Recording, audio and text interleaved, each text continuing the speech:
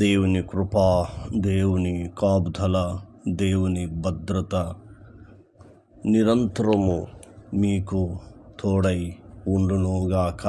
ఆమేన్. మీ కష్టార్జితాన్ని దేవుడు దీవించి ఆశీర్వదించునుగాక. మీ ప్రయాణాల్లో దేవుని కాపుదల, దేవుని భద్రత నిత్యము ఉండునుగాక. ఆమేన్, ఆమేన్, ఆమేన్. వాక్యాన్ని చదువుకుందాం. మొదటి సమూయేలు గ్రంథము 30వ అధ్యాయము 6వ వచనం నుండి 20వ వచనం వరకు ధ్యానించుకుందాం. ఇక్కడ దావీదు కనబడుతూ ఉన్నాడు. తనకొచ్చిన శోధన, శ్రమ ఎలా జయించాడో మనం నేర్చుకుందాం. దావీదు మిక్కిలి దుఃఖపడెను. దావీదు మిక్కిలి దుఃఖపడ్డాడు. ఎందుకు దుఃఖపడ్డాడు?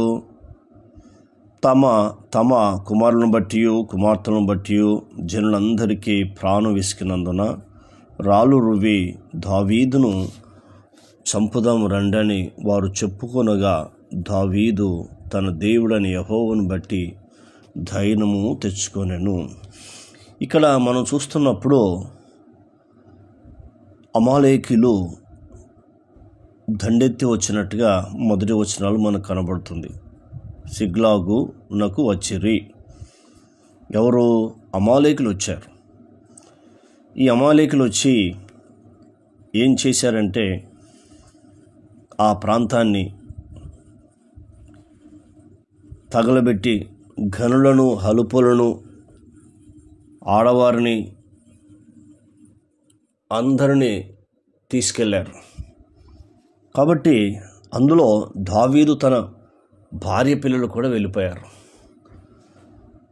దావీదు దుఃఖపడుతున్న సమయంలో ఇతను బట్టే మనకి శోధన, శ్రమ వచ్చింది, ఇతను బట్టే ఇలా జరిగిందని అక్కడున్న ఆ సిక్లాగు ప్రాంతంలో ఉన్న ప్రజలు దావీదును కొట్టనికి వచ్చారు. వారు ప్రాణం విసికినందున రాళ్ళు రువ్వి దావీదును చంపుదాము రండి అని వారు చెప్పుకొనగా, దావీదు తన దేవుడని యెహోవాను బట్టి ధైర్యము తెచ్చుకొనెను. ప్రభువుకు స్తుతి, మహిమ కలుగునుగాక.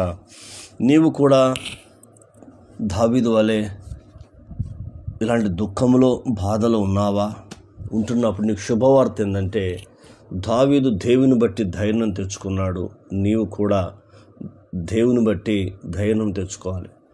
ఎందుకంటే దావీదు దేవుని మీద ఆధారపడ్డాడు. నీవు కూడా దేవుని మీద ఆధారపడు. ప్రభువైన యేసుక్రీస్తునందు నమ్మకం ఉంచు, విశ్వాసం ఉంచు. నీ జీవితంలో ఆయన అద్భుతం చేస్తాడు.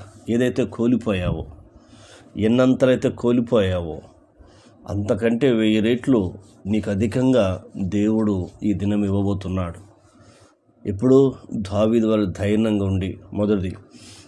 రెండవది, దావీదు ఏం చేస్తున్నాడో మనం చూద్దాం. 7వ వచనం. నేను ఈ దండును తరిమిన ఎడల దాన్ని కలుసుకొందునా అని యెహోవా యొద్ద దావీదు విచారణ చేయగా, యెహోవా తరుము, నిశ్చయముగా నీవు వారిని కలుసుకొని తప్పక నీ వారందరినీ దక్కించుకుందామని సెలవిచ్చాను. రెండవది విచారించాడు. రెండవది ఏం చేశాడంటే విచారం చేశాడు. ఎప్పుడైతే నీవు విచారం చేస్తావో నీకు ధైర్యం కలుగుతుంది. నేను చెప్పట్లేదు, బైబిల్ చెప్తుంది. మనం కొన్ని విషయాలు మనము నేర్చుకుందాం. అద్భుతమైన పరిశుద్ధమైన గ్రంథాన్ని నువ్వు చదివి ధ్యానిస్తే నీకు అర్థమవుతుంది. 34వ కీర్తన 4వ వచనం చదువుకుందాం. నేను యెహోవా యొద్ద విచారణ చేయగా ఆయన నాకు ఉత్తరం ఇచ్చెను. నాకు కలిగిన భయములన్నిటిలో నుండి ఆయన నన్ను తప్పించెను. ఎప్పుడైతే దేవుని దగ్గర విచారం చేయడం ప్రారంభిస్తావో దేవునికి ఉత్తరం ఇస్తాడు. ఉత్తరం అంటే ఏంటంటే నీకు జవాబిస్తాడు. వెళ్ళు, తరము, నువ్వు పట్టుకుంటావు, నా సన్నిధి నీతో వస్తుంది అని దేవుడు వెంటనే బయలుపరుస్తాడు. కాబట్టి దావీదుకు బయలుపరచాడు. వెళ్ళు, తరుము, నీ వారందరం దక్కించుకుందు అని చెప్పినప్పుడు దావీదు 600 మందిని తీసుకెళ్ళాడు. అందులో 400 మంది ఇక తరుముచు పారి కానీ ఆ 200 మంది అలసట పడి ఆ వాగు దాటలేక ఆగిరి. 10వ వచనం ఉంటుంది అన్నమాట. ఆగిరి ఆ 400 మంది పోవుచుండగా. ఇప్పుడు పోయి తన భార్య పిల్లలను, ఆ ఊరి వారందరినీ, ఆ సిక్కులుగా అనే ప్రాంత ప్రజలందరినీ తీసుకొని రావాలని దావీదు వెళ్తూ ఉన్నాడు.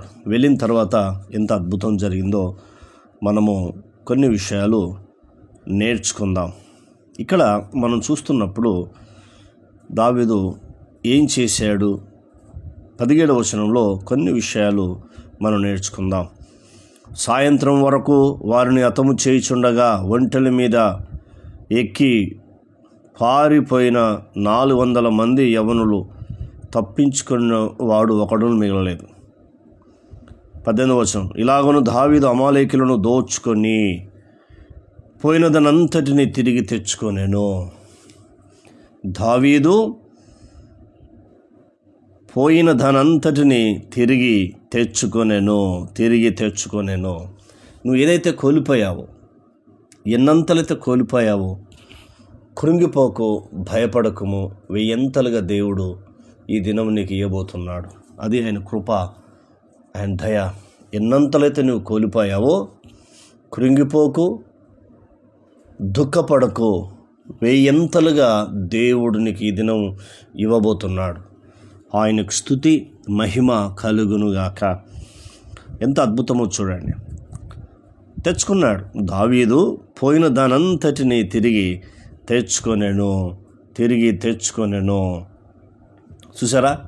19వ వచనం, కుమారులేమి కుమార్తెలేమి దోపిడి సొమ్మేమి వారు ఎత్తుకొని పోయిన ధనంతటిలో కొద్దిదేమీ గొప్పదేమీ ఏదియూ తక్కువ కాకుండా దావీదు సమస్తమును రక్షించెను. ఎంత అద్భుతమో చూడు. నువ్వు దేవుని బట్టి ధైర్యం తెచ్చుకుంటే దేవుణ్ణి నమ్ముతావు, విశ్వాసం కలిగి ఉంటావు. లేకపోతే కష్టం. అందుకే దావీదు వాళ్ళు రాళ్ళతో కొడుతున్నా కూడా దేవుని మీద విశ్వాసం, నమ్మకం ఉంచాడు, ధైర్యం కలిగి ఉన్నాడు. నా దేవుడు చేయగలడు అన్నాడు, చేశాడు. నువ్వు ఏదైతే కోల్పోయినావో నువ్వు తిరిగి పొందుకునే కృపను దేవుడు ఇస్తాడు. ప్రార్థన. కన్న తండ్రి, నీకు వందనాలు. ఈ మాటలు దుష్టతకు పోకుండా సహాయం చేయండి. ఈ మాటల ద్వారా మమ్మల్ని ధైర్యపరిచి, ఆదరించి, బలపరిచినందుకు మీ కృతజ్ఞతలు చెల్లిస్తున్నాం. అయా, నీ నామానికి మహిమ తెచ్చుకోండి. దావీదు మిమ్మల్ని బట్టి ధైర్యం తెచ్చుకున్నాడు. తండ్రి, మీ వద్దకు వచ్చి విచారం చేశాడు. తన భయాన్ని మీరు తొలగించారు. తన వారిని తనకు అప్పగించారు. ఏదైతే కోల్పోయాడో మళ్ళీ తిరిగి తెచ్చుకున్నాడు. మేము కూడా అలా ఉండే కృపను దయచేయండి. మాకు కూడా సమస్తం అనుగ్రహించి మహిమ తెచ్చుకోమని మా ప్రార్థన విని జవాబిచ్చినందుకు వందనాలు. యేసు నామంలో పొంది ఉన్నాం తండ్రి. ఆమేన్. దేవుడు మనందరిని దీవించి ఆశీర్వదించును గాక. ఆమేన్.